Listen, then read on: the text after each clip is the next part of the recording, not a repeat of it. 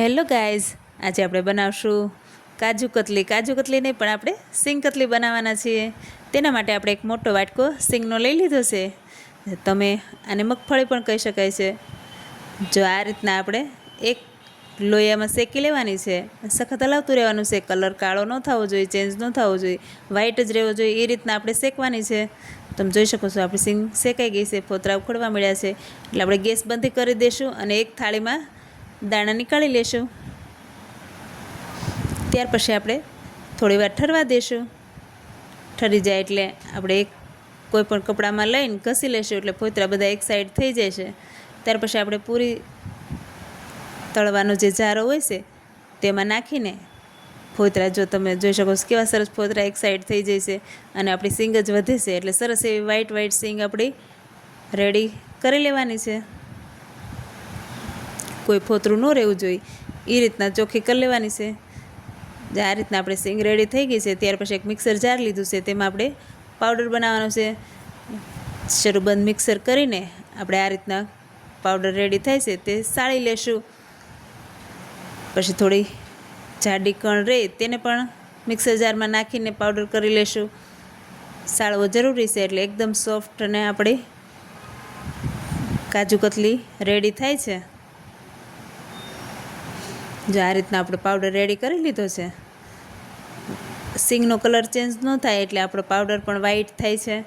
જેટલો પાવડર આપણે રેડી થયો હોય, આમાં આપણે 1.5 વાટકો છે તો આપણે 1.5 વાટકો ખાંડ લેવાની છે સાસણી માટે। થોડું પાણી નાખશું, ખાંડ ડૂબે એટલું, અને સખત હલાવતા રહીશું। પાવડરનો અડધી ખાંડ લેશું એટલે ગળો ટેસ્ટ માપે રહેશે। જો આ રીતના આપણે ચાસણી લેવાની છે, એકદમ એક તાર જેટલી ચાસણી લેશું। જો આ ચિકાસ જેવી તમને લાગવા મળે ત્યારે આપણે જે પાવડર બનાવ્યો છે, રેડી કરેલો છે, તે ઉમેરી દેશું। ચાસણી બહુ સખત નથી લેવાની, મીડિયમ એક તારની જ લેવાની છે। તો આપણે પાવડર એડ કરી દીધો છે, તેને પણ મિક્સ કરી લેશું।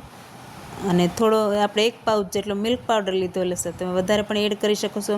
મિલ્ક પાવડરનો ટેસ્ટ ખૂબ જ ટેસ્ટી લાગે છે। 1 ચમચી ઇલાયચી પાવડર નાખેલો છે। બધું મિક્સ કરી લેવાનું છે સારી રીતે। અને તમને કોઈ સિંગનો ટેસ્ટ નહીં આવે, તમે કાજુ કતલી એકવાર જરૂર બનાવજો આ રીતના। 1 ચમચી ઘી નાખવાનું છે, ગેસ ઉપરથી નીચે ઉતારી લીધું છે અને સખત હલાવતું રહેવાનું છે। અને બટર પેપર ઉપર નાખી દેશો, ઘીવાળું આપણે કરીને બટર પેપર ઉપર રાખી દઈશું, એટલે સરસ એવો લોટ બંધાઈ જાય, એ રીતના આપણું મિક્સર રેડી થઈ જશે। આ રીતના મસળી લેશું એટલે એકદમ સોફ્ટ થઈ જાય, જેમ કે આપણે લોટ બાંધેલો હોય તેવો રેડી કરી લેવાનો છે। આ રીતના મસળશું, થોડો ગરમ છે પણ આ રીતના મસળશું એટલે સરસ એવો સોફ્ટ થઈ જશે। તમે જોઈ શકો છો થઈ ગયો છે ને, આપણે એકદમ લોટ બાંધ્યો હોય તેવો રેડી થઈ ગયો છે। એકદમ લીસો એવો લોટ રેડી થઈ જાય ત્યાર પછી વેલણથી વણી લેવાનું છે, ચોટશે નહીં બિલકુલ પણ। એટલે આ રીતના તમે વણી લેશો, નહીં બહુ જાડું નહીં બહુ પતલું, એ રીતના આપણે વણશું ફરતી કોરથી। તમે જોઈ શકો છો આપણે રોટલી કરવાનું વેલણથી પણ વણી શકીએ છીએ, આપણે અત્યારે ભાખરી કરવાનું વેલણથી વણેલા છે। આ રીતના આપણે વણી લીધું છે। ત્યાર પછી આપણે કટ પાડી લેશું, તમારે જેવા આકારમાં શેપમાં જોતો હોય। આપણે ડાયમંડ શેપમાં અત્યારે પાડવાના છે કટ, જેમ કે કાજુ કતલી આપણે રેડી બજારમાંથી લેતા હોય તે કટ જ આપણે અત્યારે રાખશું। આ રીતના આપણે શેપ પાડી લીધો છે અને અડધો કલાક જેટલો આપણે ઠરવા દેશું, એટલે સરસ એવી સેટ થઈ જાય આપણી ઢેફલી। તમે સિંગ કતલી તમે જોઈ શકો છો, કાજુ કતરીને પણ ટક્કર મારે એવી બની છે ને। એકવાર જરૂર ટ્રાય કરજો। જો મારા વિડીયો ગમતા હોય તો લાઇક, શેર અને સબસ્ક્રાઈબ કરજો।